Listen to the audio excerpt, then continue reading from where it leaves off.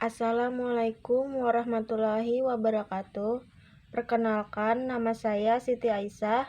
Di sini saya mau melakukan praktikum mengenai mengurutkan bagian dari sistem pencernaan. Pada gambar ini terdapat bagian-bagian utama sistem pencernaan manusia, yaitu yang pertama, bagian mulut.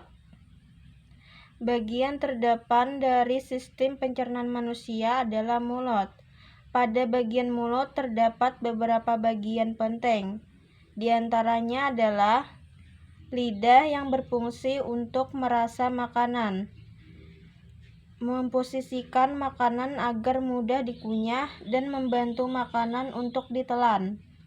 Kedua, ada gigi yang berfungsi untuk mengunyah makanan yang dikonsumsi agar menjadi lebih halus dan lebih mudah dicerna. Ketiga, ada juga ludah yang akan membantu kita menelan makanan dengan lebih mudah dan juga berfungsi sebagai pelindung rongga mulut. Yang kedua, bagian kerongkongan. Kerongkongan adalah lorong yang akan dimasuki makanan yang selesai kita kunyah di antara rongga mulut menuju lambung dan melalui proses pencernaan yang selanjutnya. Kerongkongan atau esofagus bahasa ilmiah dalam melakukan tugasnya melakukan gerakan yang disebut gerakan peristaltik yang membantu mendorong makanan yang sudah dikunyah agar masuk ke dalam lambung secara perlahan-lahan. Yang ketiga, bagian lambung. Lambung atau dalam bahasa ilmiah disebut ventriculus, berbentuk seperti kantong yang menggelembung dan letaknya pada bagian kiri dalam rongga di perut. Lambung secara garis besar terdiri dari 3 bagian. Ia memiliki fungsi penting dalam sistem pencernaan. Salah satunya adalah menghasilkan asam klorida yang akan membasmi semua mikroorganisme yang ada pada makanan yang kita konsumsi. Yang keempat adalah bagian usus halus. Usus halus memiliki beberapa bagian.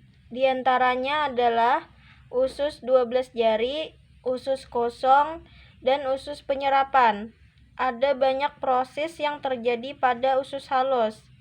Di dalamnya, usus halus juga memproduksi berbagai macam enzim yang dapat mengubah beberapa zat makanan menjadi kandungan yang dibutuhkan tubuh agar lebih mudah diserap. Yang kelima, bagian usus besar. Usus besar adalah tempat sisa makanan kemudian berada dan nantinya akan dibusukkan menggunakan bakteri Escherichia coli sehingga bisa menjadi kotoran yang kemudian akan dibuang melalui anus. Yang keenam, rektum dan anus. Pada bagian ujung usus besar inilah yang disebut dengan rektum, yang merupakan jalur yang akan dilalui kotoran menuju ke tempat pembuangan terakhirnya yaitu anus. Sedangkan anus seperti yang kita semua ketahui merupakan lubang di mana kotoran akan dikeluarkan dari dalam tubuh untuk dibuang. Selanjutnya, urutan pencernaan makanan pada manusia. Makanan akan masuk ke mulut dan melalui proses pengunyahan agar menjadi halus. Lalu pencernaan mekanik diteruskan ke dalam lambung secara sedikit demi sedikit melalui kerongkongan. Setelah berada di lambung, maka akan dilakukan proses pencernaan kimiawi yang berkaitan dengan enzim dalam lambung. Lalu makanan akan berada dalam lambung selama kurang lebih 3 atau 4 jam. Setelah itu diteruskan ke usus halus. Pada usus halus inilah nantinya makanan itu akan dipilah dari kandungan yang diperlukan tubuh dan sisa makanan. Lalu sisa makanan kembali diteruskan ke dalam usus besar dan diubah menjadi feses. Sedangkan kandungan makanan yang diperlukan oleh tubuh disebarkan ke berbagai bagian tubuh yang melakukannya. Setelah sisa makanan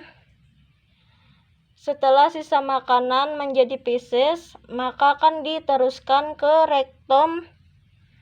rektum saat sudah penuh dan dikeluarkan melalui anus.